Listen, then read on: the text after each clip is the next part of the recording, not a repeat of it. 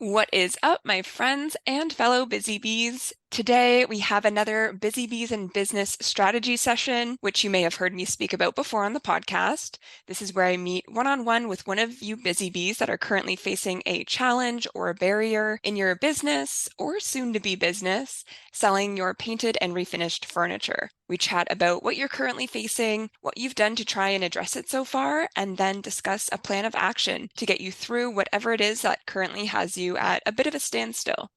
So today I want to welcome my lovely guest here, Lindsey from Restored by Linz, who is in the all inner stage of the Furniture Refinishers Success Spectrum. And if there are any listeners right now who have no idea what I'm talking about, make sure you pop over to episode number 45, which outlines the Furniture Refinishers Success Spectrum journey, and you can identify what stage you're currently at and what you can do to move yourself to the next stage in the spectrum if you're aiming to do so. So welcome, Lindsey. Thanks so much for being here. Thank you. I'm so excited to be here. I really appreciate the opportunity you're giving me to be on your podcast. Of course. So you had reached out and basically wanted to talk about what you're currently facing an issue with or struggling with keeping your profit margins high and supply costs low. Is that correct? Yes, that is most definitely correct. That is my biggest problem in my business right now. I'd also like to add that I am a nurse, and so I'm the furthest from a businesswoman. So when I kind of got out of the nursing and more into this, that's been a really big struggle for me is how to exactly be a businesswoman, how to keep supply costs down and keep my margins up, and how to keep it all organized. Yeah, I too came from very much not a business background when I started this, so I know how confusing and hard everything can be to like just kind of map everything out and make it all make sense. But when you reached out and you said, I'm not a good businesswoman, I just wanted to point out some of the transferable skills that you do have. I know you have as a nurse because there's a lot of things that you can take from that world and bring it over here. So number one, if you're a nurse, I know you have great people skills because Yeah. you deal with a lot of different people, different personalities, and different things that you're dealing with. So I know for a fact you probably have great bedside manner, which will translate great into owning your own business. You also probably have great attention to detail, which I'm sure shows through in your furniture pieces. I know from what I've seen, it absolutely does. Nurses also juggling multiple competing priorities and tasks, which will be crucial as you move forward and you're growing this business and trying to keep everything under control. Also, I know you're taking care of kids during the day, which also is a lot of competing priorities. And just your quick problem solving and critical thinking skills will come in handy and be so helpful to you in this world. So keep those things in mind. You know, you have the foundational things that are kind of harder to teach than just the business stuff that you could read in a book. So keep that in mind because I think it's important to just have that positive mindset and the mindset that you can do it and you're going to succeed at it as you move forward versus thinking that you don't really have what it takes to like make this work because I know you have it in you. Oh, thank you so much. I think I really needed that. That was actually really helpful because when I think of being a nurse, I don't think of any way it could ever translate to a good businesswoman. Right. And if a piece of furniture ever falls on anyone when you're nearby or something like that, you'll also know how to handle it. So there you go. This is very true. But that mindset is totally valid and like very common too. A lot of people that I hear that are even just trying to start their businesses doing this, I ask them, what is it that you're currently struggling with or what's holding you back? And more often than not, the answer is a fear of failure or not being able to do it or imposter syndrome and just like, why me? Why should I be the one that's able to do that? Like, I don't know what Mhm. I'm doing. I also don't know what I'm doing, just to put that out there. Like, I don't think anyone really knows. So just stay positive, and I hope we can get you kind of on the tangible stuff today with your supplies and profits increasing, but you got what it takes. Don't worry. Oh, thank you. I'm really trying to work on it. I luckily have some friends that don't do what I do, but I have a good friend that sells shirts. She thrifts shirts and Oh, she's been cool. she's been a really good person to reach out to. She does a bunch of shows, which is a huge goal for me. And I'm like, what size tent do I get? What's it like? Do they have liability? Like there's so many questions I have and I feel like she's a really good businesswoman. She has a CPA. She has it all figured out. So I have her to go to with all those type of questions. So that's been really helpful.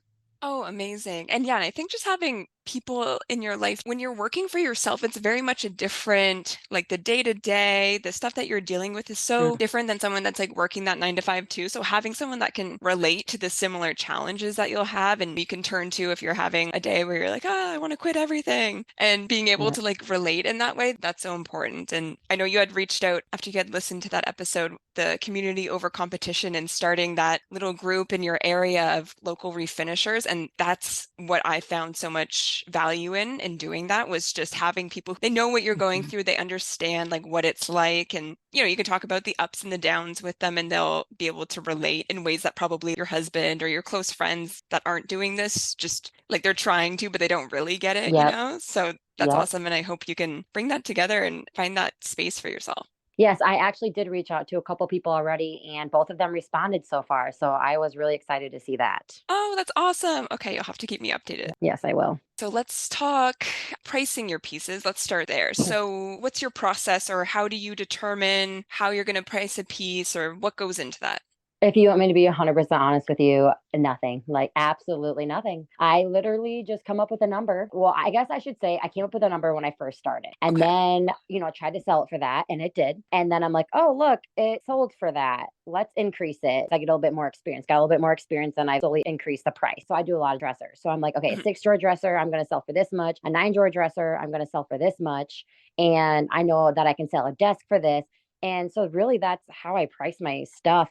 I've been listening to a lot of podcasts lately about how do I price my stuff, and a lot of people Mhm. are recommending like go on marketplace and see what people are selling their pieces for, which duh, why didn't I do that from the beginning? Like that's common sense. So I have been trying to do that, but I don't know. I still struggle with that because I don't what's their expertise level? I've been doing this for 5 years. I don't know. How do the drawers work on that piece? I mean, because I also price my stuff kind of on that. Like sometimes I'm like, man, I can't fix these drawers. I'm just gonna sell it for 150. Like because these drawers are in horrible shape and I cannot fix them no matter how hard I try. Right. So this is great. So you started from somewhere and then you're working your way up based on that. So that's that essentially what I did too. You know, just starting because also when we start out too, like we don't feel like we're doing the best work. We're just learning and we don't want to Mhm. like pump our own tires too much, you know, and then have it not sell. That's scarier to like list something when you're first starting out and just seeing it Yep. not sell. So we start super low. I told this on the podcast one time before, but like one of the first pieces that I sold, the guy literally gave me more money than I had asked for because I like listed it so low.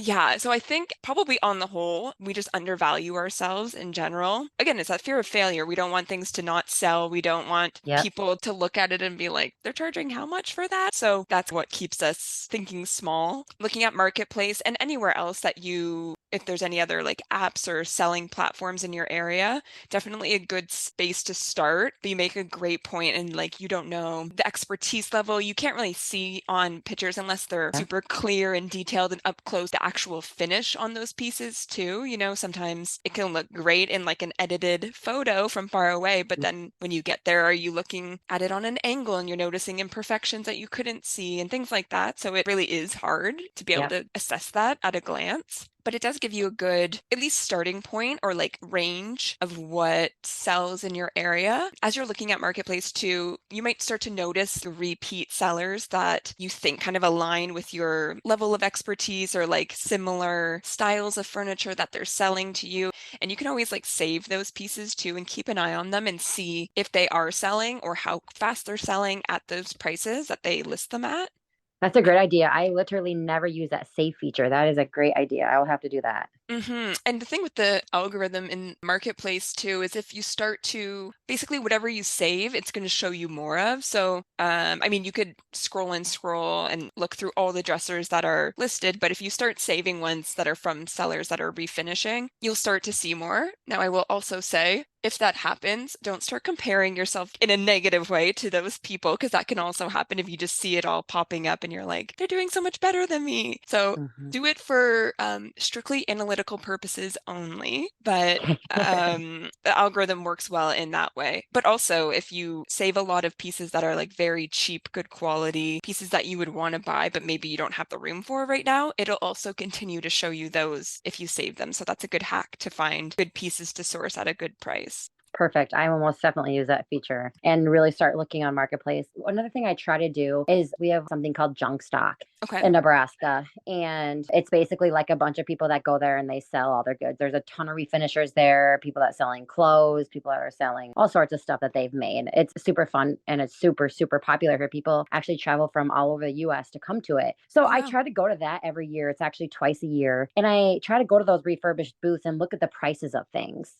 But Yeah. then I always intend to take a picture. So I'm like, okay, this is this much and it's a 6 drawer dresser. But I always forget to do that. And even so, if I can remember how much it was and what it was, I'm always like, okay, but mine's different in this way. So I Right. really have a hard time when I try to compare the two. I'm like, well, mine's different. So it's worth more or less. Or so I really struggle with the pricing aspect. Right. A couple different things that you can be considering too when you're pricing things out. So definitely look at the price of your item initially that you purchased it for to refinish. Take that into account because that's money out of your bank, Yep. as well as the supplies used to refinish it and anything, if you're adding a drawer liner or new hardware or new legs, keep those hard costs in mind. And then also because you're doing this full time. So, I mean, you probably at this point know, relative to the size of the pieces, how long it takes you to refinish it, but you can give yourself an hourly rate, or alternatively, you can kind of just set an amount of what profit margin do I want to make on this after looking at those hard costs. If I want to have an 80% margin, what's like the lowest that I could take for that piece? And you can even give yourself a bit of wiggle room. Like I can negotiate. So when you say that 80% profit margin, where are you getting that at? Like, is there a certain profit margin that like you personally always want when you sell a piece, or like what is a good goal for me? So that's hard to say because it's so hard to give advice for pricing just because it's so different depending on your area as well as like your Hmm. personal financial situation too. But you can look at, you can play around with some numbers and there's profit margin like calculators if you just Google it and you could Okay. put in, just play with some numbers and see, even just looking at some previous projects that you've done and putting in those hard costs of like the supplies and what you sourced the piece at and all that. And then putting what you got for it and see what that profit margin currently is at. And then, Okay. like you said, you could just go up from there and see where kind of the point of resistance is that things then aren't selling quite as quick if Hmm. you need them to, sell fast if you don't have a ton of like storage space and stuff like that. And you'll be able to feel it out kind of where it is. You're like, okay, I think I've hit my threshold. And also it depends on the piece too, right? If it has a certain maker's mark, sometimes that can really put the price up. So you could do some research on if you're seeing any certain maker's marks on the thing, because that's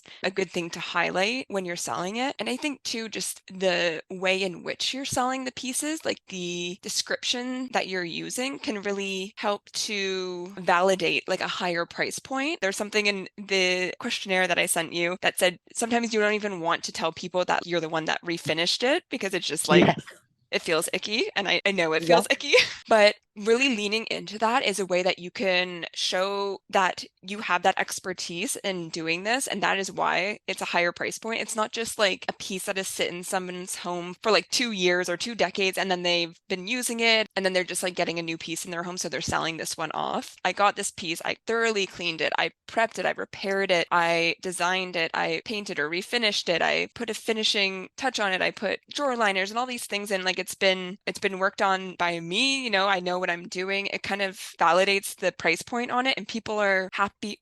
I won't say happier to support, but like it makes more sense for them to be paying that price point because they're supporting someone's small business. They're supporting an artist, somebody who has that workmanship and that skill set that makes sense because it's not like a mass produced item. They're not going to IKEA and buying it and they're going to see it in 600 other people's homes. Like it's a unique design, curated, created for their home, and that is worth something.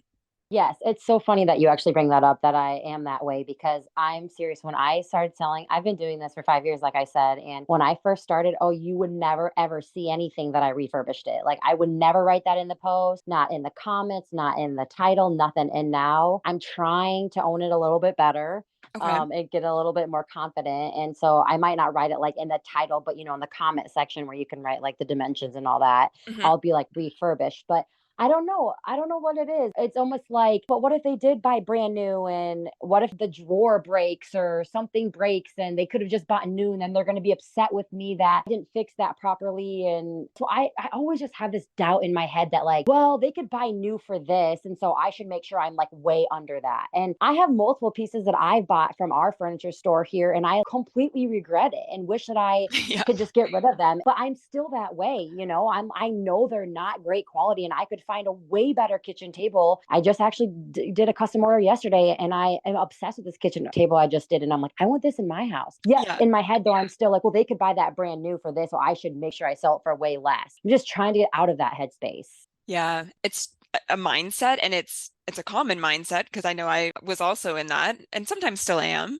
It's so true. They could go and buy something new, but they didn't. And they found this and they loved this piece that you did. And if they see it and it's either out of their budget or they don't think it's worth that amount or whatever that may be, they just won't message you. But the person that is looking for something like that, that they weren't able to probably find in a big box store, they're going to see that and they're going to be like, I have been looking everywhere for this exact thing. Or some people look specifically for refinish things too because of that reason. They know it's not going to be probably the best quality if they're getting it brand new. It's hard. I won't act like it's like an easy thing to just turn that off in your brain. Yeah. But it's kind of like a fake it till you make it sort of mentality, and listing it on what makes sense but is still going to be sustainable for you in this venture, and having that kind of market knowledge of like looking at marketplace and seeing what other people are listing it for is like a way to kind of validate that the amount that you're charging makes sense. But even still, even if you're way above that, that's not to say that somebody won't still buy it at that price.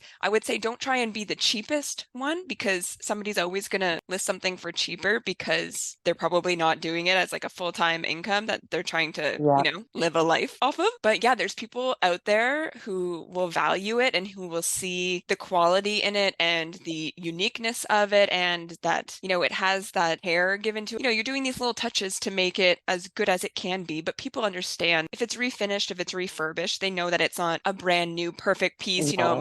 It might have some imperfections or whatever, but people see that as character. The people that are looking for those kinds of pieces. And yeah, I think it's just a matter of leaning into it, or even just not even leaning into it and being like, okay, I believe in this, just being like, whatever, I'm going to do it anyways, because I told myself I'm going to meet this goal, whatever you have to trick your brain into, basically. Yeah, and just see how it goes. Like, even if you say, I'm going to be delusional this month and double my prices or whatever it might be, and just see what happens. And maybe you double it and things sell just as quickly. And you're like, oh, I could have been charging this whole time. Crazy. Yeah. Okay, I'm just going to go up from here then. It just kind of sets that bar at a new limit. Yeah, I once heard also that if your pieces are selling right away, you're not charging enough. And I'm like, is that true? Is it not true? I don't know. Because I will say sometimes my pieces do sell really fast. And, then you have that question, oh, could I have gotten more? Yes, totally. And it kind of depends too, I find, on the time of year, like if people are looking for pieces and stuff like that. But if it's selling right away, that's probably a great indicator that you could up things, even if you don't do it substantially, but marginally, and then just continue to do that Yeah. and see what happens. Because what's the harm in trying? If it sits a little bit longer, then at least then right? Yeah, yeah, no, I just need to get over that fact of Lindsay, things can sit. I really struggle with that. I'm like, why don't people want my pieces? You get Yes. all in that again, that headspace, and you think you're this big failure. And I mean, I can bring myself out of that, but still, I hate when I get in that headspace and I'm like, oh my gosh, why is it not selling in 2 days? Constantly checking your messenger, and then I always lower my prices. So I'm really, really, really trying to not lower my prices at least for 2 weeks. Okay, good. I love that. Yeah, because you know what? If it's sitting for a little bit, 99.9% of the time, it's not a reflection of the piece, it's a reflection of the market at that time. Especially if it's a unique piece, like a black dresser.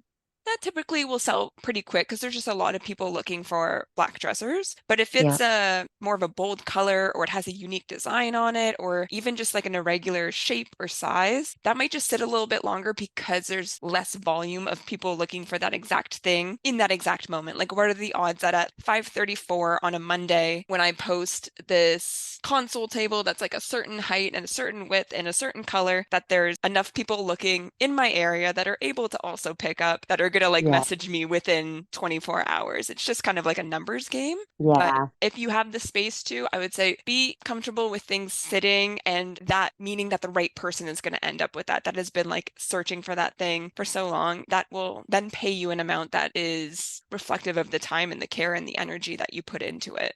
Yeah, and that's what I've just been trying to remind myself of lately, and I feel like listening to your podcast, that has really helped me get in a different headspace. Oh, good. I'm so glad. And Yes. and another thing you can do too, because you mentioned you do a lot of customs, right? A ton of customs, and that's a whole nother story about how I how I come up with the price for them. Okay, tell me about that. Same thing. I mean, I just know that I didn't start with custom pieces, right? And so I know kind of what I can sell a dresser for. I know what I can sell a credenza for. I know what I can sell end tables for. And I honestly just go off that. I would say like 95% of the time, I'm like, why didn't I charge them more? I'm going into this, and this problem because I didn't even see the piece before I gave them this estimate. And obviously, they didn't tell me about this because they probably didn't even know this was broke on it. Hmm. And so I've been trying really hard lately, being like, hey, this is my estimate, but this can change. But then when the time comes, and I do want to change it, I feel bad. Yeah. I'm like, well, I told them this price. And so that's probably what they budgeted for. And so I can't change it too much. Just recently, I think I changed it like $10. I'm like, hey, is $10 more than I initially quoted you? But really, it should have been like $50 more. But my guilt came in, and I'm like, well, gosh, she almost didn't even want to give me the custom order because she was talking about money. And I get all up in my head. Okay. So your price of what you would list a piece for and what you would charge for a custom is pretty much the same. Yes. Okay. Yes. And I try to change it a little bit because obviously I'm buying the pieces that I'm selling myself. But I really, up until really truly recently, I didn't spend more than $40 on a piece ever. Okay. And most of the time I was able to find my pieces for free, if not close to it. So I really felt like my custom prices and then my regular prices could be pretty similar because I was getting my pieces that I was selling outright for free, basically. Yeah. And I did the exact same too when I first started out because, well, even still, I don't typically, unless it's like a really crazy piece that I wouldn't be able to find otherwise, I don't really pay more than $50 for a piece just because trying to keep those margins up. But, and I had that same mentality of like, I'm not paying for the actual piece that's coming in, but it's all the back and forth and the things that can pop up that I would say within the last maybe year or so, kind of drastically increased my custom prices to work in because I feel that exact same thing as you when like you have to go back and charge more if you're finding something. So I work in a pretty hefty amount of just kind of like wiggle room where it will end Okay. up profit for me if all goes to plan, amazing. But if things come up where I have to spend extra time or I have to buy little supplies that I'm not going to like explicitly charge for, like it's not new hardware or something like that, but Hmm. it's like little drawer stoppers and just stuff like that that can add up if there's enough things going on with it. I charge, I'm not going to say double what I would list a price at, but 50% of as much probably, just No, that's because really helpful. there's so much. First of all, you don't get any really, unless you have a really awesome client that's like, do whatever you want. You don't really have the creative freedom. There's a lot of Yes. added liability, which I think should be kind of worked into the price. Like you're working with someone's potentially like a family heirloom. So you're going to probably do things a lot slower. You're going to be more meticulous and intentional and stuff because you don't want to screw that thing up and like not be able to bring it back to whatever you promised would happen with it. And there's so much more just like back and forth. Depending on your process, you're getting them to send you the photos initially, and then you're trying to figure out like a design plan, and then you're probably arranging delivery or pickup and going back and forth. And then maybe you're updating them as you're going through the process or asking questions of, I came across this. Here are two options. What do you want to do? Like even just that administrative time of emailing or calling them or however you communicate back and forth, it adds up. Even if it's only like 5 minutes to send an email here and there, if you have like a 40 email thread, that time adds up too. So that's added hours into the project, and you have to essentially do what the client's saying. So you don't have that like creative freedom to just take it where you'd like, or being able to kind of pivot if you hit a roadblock in one way and you're like, you know what, this is really finicky wood, I'm just going to paint it, instead of them being like, no, I want this fully restored. And you're going to have to do whatever you can in your power to adhere to that plan, unless you have a client who's like really understanding. But also, you probably don't want to go to them and be like, I can't do it, I'm so sorry, because it Yes. feels horrible to have to do. Yeah, working in that. And that's a great way because you have lots of customs coming in. And you said you have repeat clients, which, by the way, goes to show you that you have awesome work that people are happy to pay for. Thank you. that can be something that's really the foundation, especially if you're enjoying it, because some people don't love doing custom work because it takes away that creative freedom. But if you're happy to do so and you're getting people coming to you, lean into that and see if you can find ways to grow that. And then you can have however many you can do, like that you have the capacity for in a month, and that will be your foundational income that's coming in regardless of if anything sells on Marketplace.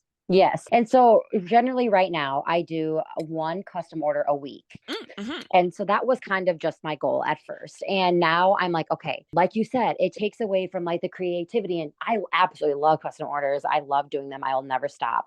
But you're right, like you can't just do what you want. So lately, my goal has been to do one custom order a week and then one of my own orders a week. So, like an end table or, a little dresser. I can't do a big piece because I don't have the time for that, especially because I'm a stay at home mom while I do this. But Right. another thing I wanted to add was I'd never once thought about that administrative time that you mentioned. I can't even tell you how many times I'm going back and forth with my customers on however I'm emailing, texting, whatever on Instagram. And I'm always sending them updates. And then they're like, oh, I want it darker. I want a whole nother coat of stain, or, oh, that looks this way. I don't like it. I want, like, it's just crazy how much time I spend just sending them updates and talking to them. So, yeah, I never thought about adding that as extra time. Absolutely, because it adds up so much, and you're so right. And you know what? One thing I have, one of my girlfriends does sugar cookie decoration, so and Hmm. she deals with a lot of custom orders as a result. And I was telling her about someone that I was working with at one point because I was doing that, the back and forth, because you want it obviously to be to their liking, and you think it looks right, but maybe they don't. And anyways, I do lots of back and forth and making sure that the client's happy. And she was like, I don't do that. I just kind of send them an update of when it's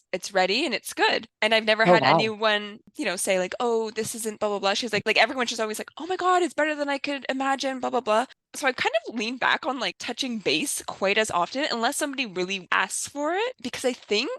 Well, first of all, we know the pieces, like we know this work and what goes into it. And you know how sometimes it has to look a little bit worse before it looks better? It, Yes. so I think if you get to that point where it's come together, I think having just like the look at it, it's in its final form or it's almost in its final form and I just haven't top coated it or whatever. To see it all together, I think is more impactful and helps them to really visualize the whole thing a little bit better. So that's just like an aside, but I've started doing that more and so far so good. Nobody's been like, that's completely not what I said. And Hmm. it's less time and it's less kind of like anxiety inducing for me because Yes. then if you send it off and you're like, just an update, blah, blah, blah, you're not like saying like, maybe necessarily, is this okay? But like that's kind of how you're feeling, just waiting for the answer to be like, oh my God, it's great, keep going.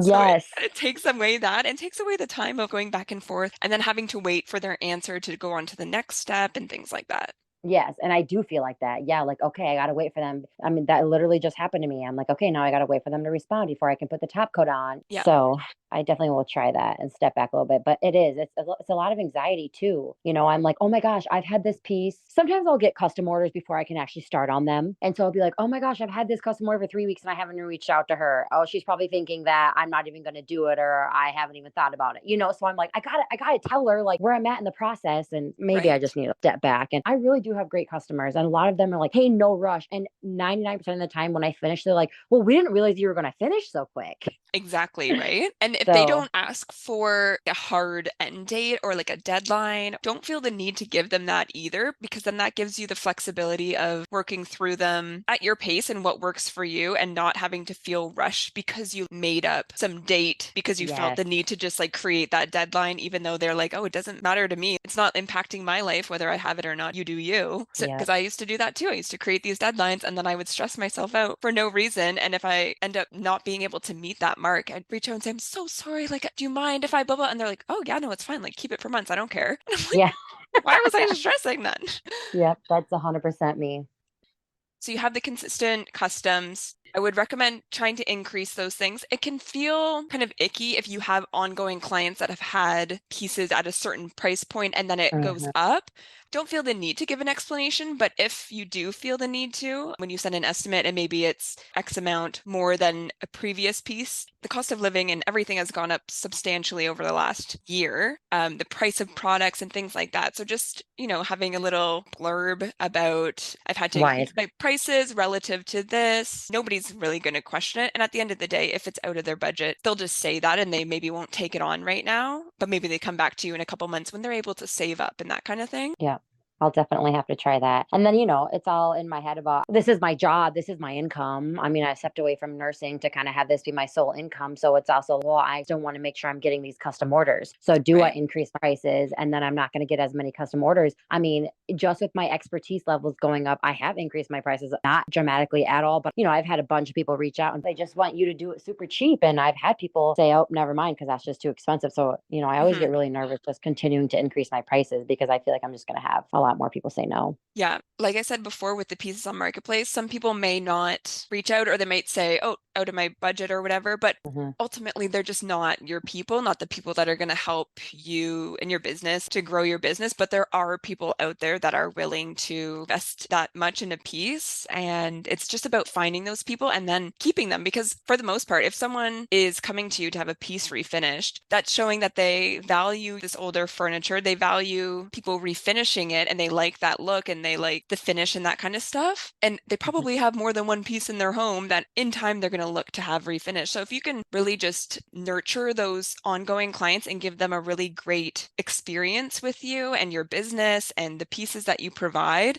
like they'll keep coming back to you and that can result in more pieces for them. But then they're also going to talk about you to their friends. And when people come over to their house and they're like, oh my God, look at that dresser. Like it's beautiful. Where did you buy it? They're going to say, oh, this girl, Lindsey, I found her. She was able to refinish it. And they're going to be like, oh, what's her Instagram or how do I get in touch with her? Because I have pieces. That's how the business really starts to grow, is when you just have those really happy customers and you don't have to end up relying on people on Marketplace just seeing your listings, and you can have that word of mouth spread and the positive reviews that are out there. If you can have a business profile on Google and things like that and have your clients leave reviews on there too, that'll help more people to find you that are looking specifically for furniture refinishing services in your area. And then having those testimonials there of like, oh my God, look at the piece she did for me. She was so great to work with. Highly recommend. Those kinds of things will really just have more people coming your way and the right kind of people that are interested in that kind of work. Yes, I will most definitely have to push the reviews. I have a couple reviews on my Facebook page, but I'll definitely have to ask people to do it a little bit more. Another thing that I have done in the past that I haven't actually done in a while is if I have something posted on Marketplace and, somebody's interested, but the measurements are not correct, they're like, oh, shoot, that won't fit in my spot. I always am like, hey, I do refurbish furniture and I would be happy to do a custom order for you. And I've honestly gotten a lot of custom orders doing that. Amazing. Yes, that's a great tip. And even if you just put it in your I just include it in my descriptions now, like at the bottom. I always say like I also do custom refinishing. If you have a piece in your home that you're looking to have, I don't know, like bring some new life to or whatever, send me a message. And a lot of the times again, people will reach out because they see it, they like the piece, like it catches their eye, but maybe it doesn't fit or it's not quite what they're looking for, but then they'll see that and they'll reach out. So then you'll end up getting a sale of that piece eventually, but also that custom, and that's like double the income for you. Yes, yes. I always get super excited when I end up getting a custom that way. Yeah. And also for like when you're having people send you information about the custom, one way to cut down on the administrative time and like going back and forth to get all the details you need, I put together a form, like a Google form that has all the questions that I would normally ask someone. And then I put a spot there to upload photos of the piece, upload photos if you have like inspiration photos that you want to mimic, and then they submit it, and that's what I use to look at to put together the estimate. And I found that cut down on so much back and forth and like waiting for people to answer. I'm so glad you just brought that up. I remember I just recently went to your page and found that form, and I'm like, gosh, she's brilliant. Why have I not thought of these things It's so to make like my life easier? I know, because we're just like trying to grind day to day and we're just like, what's the next thing I need to get done? And we don't take a step back and be like, how do I help myself? Like everyone needs Yes. an assistant that can just from a bird's eye view look at our life and be like, you should do this. It would save you so much headache. Oh my God, I know. I feel like you are such an inspiration when it comes to a lot of stuff, but definitely like how organized you are and all the advice you have. And like you talked about maybe just like taking a day or a morning or designated time and making sure you're uninterrupted and you have everything with you at the table and no kids around or whatever, no dogs, whatever the case is that could interrupt you. Yeah. And just like get your administrative stuff done because nobody wants to do it. So designate the time, do it, and it's over. And that's what I need to do. I have nothing in place as far as administrative work, no forms, nothing. And I definitely need to work on that. And it's just, it's kind of like a never ending thing too, right? Tracking your expenses and like all that stuff. It's not sexy, it's not fun, but it's No. just inevitably needs to get done eventually. So yeah, even just making a big long, like I have a big whiteboard in one of my rooms and it's like my high level to-do list and it says literally says fucking do it. And it's just a big long list of things that I just need to get done eventually. And I work my way through. And if I have like a couple hours of like free time one day, I'll just sit down and be like, okay, what can I just whip off this list, get done from start to finish? And then I don't have to think about it again. And it's just those Yeah. little things that you know are going to make your life easier, but in the day to day can get lost or just like it's not a need to do. So I'll just like push it to tomorrow. But then eventually it's like pushed till 2 years from now, you know? So easy to do. Exactly. Well, then my thing is like my such little time. Like I just feel like my time is so precious just because I have two young kids that always need me. So I mean, like the second I close both my boys' doors and I go downstairs to my shisha to work, I mean, I don't care if the house is a mess. I don't care if there's stuff in the sink. Like I have 2 hours, sometimes less because my baby likes to wake up before my toddler. And so I'm like trying to grind, grind, grind. So sometimes it's hard for me to be like, okay, I'm going to work on a different aspect of my business, right? Because Yeah. in my head, the only way to go is working on my furniture, period. But I need to remember, but there's other things. There's working on my expenses. So tax time comes easier, or working on these forms. So when somebody wants a custom order, I'm spending less time in that time, when I could just send them a form. It's just hard to put my mind in that direction. Yeah, because you're like treading water basically and just trying to be like, Yes. okay, this is the piece. These are like the things that you'll directly be able to see the result and the impact from that work by selling the piece and getting the money in a form and stuff Yep. like that. Like that's nice, but that's just It's not, helping me, but it's not like, yes. there's nothing coming from it, but it's just kind Yes. of that upfront investment of time to like save you down the line. And even if you have that list and you figure out the things that you want to get done and stuff, and then even if it's just like once a month, if your husband or someone that's close to you or whatever can come and take the kids for 2, 3, 4 hours in an afternoon, and you can just like sit down and have that allocated to this is business time, but this isn't furniture time. And even if I'm in the middle of a makeover and I'm obsessed with this piece and I just want to get out to the workshop and plug away at it, nope, this is the time where I'm going to put on the business owner hat and what can I do right now that's going to help move the business forward for the next month until I get this opportunity. Because yeah, your time's valuable and you also need time to yourself and to like relax and not have to constantly be like thinking about work and kids and maintaining household and all that stuff. Yes. But whatever you do, whatever small amount of time you have, you're still like moving things forward. Whatever you get done in that time will help you out in the long run. Yes, I really appreciated the podcast you had about reaching out to others for help. I have Yes. a neighbor that lives right across the street. She's asked me to watch her boys, and I have. And she's always like, hey, I can watch your kids. And I've just never taken her up on it. Well, today I had a meeting with my tax guy to kind of talk about business stuff. And it was just on the phone, but I was like, I really don't want to be interrupted. She like gladly took my kids, and she texted me honestly earlier and was like, hey, I'm home if you want to drop them off now. And Oh, so that good. gave me time to work on furniture. So I'm just like trying to also be like, it's okay. Like she lives across the street. You help her, she can help you. And so I'm really trying to work on just letting other people help me. That's amazing. Yes, it's so, I think as women specifically, but just people in general, like it's so hard to ask for that help. Like we don't want to admit that we ever need help because we can do it all ourselves. And we can, but it would be a Yes. lot easier if someone was there to help us out. And people are so much more willing to help too than we give them credit for. It takes so much less out of their day than we feel like it does. Now that you know how easy it is and how good it is, you can do that and you guys can have a little trade-off where you give each Yes. other time to be people and not just moms. Yes, I'm definitely gonna reach out to her and be like, hey, we should start because she's also a nurse and has days off during the week. Oh, So nice. I just really need the help when my husband's not home during the day. So we'll have to Absolutely. come up with something and be able to trade off. Oh, amazing. Okay. So when you first reached out, I asked what you hope to walk away from our session with, and you said, how to be a better businesswoman and profit more money in my work. Do you feel like after this conversation, you have some tangible, actionable tips that you can implement in order to get you there and to change that mindset a bit about being a businesswoman?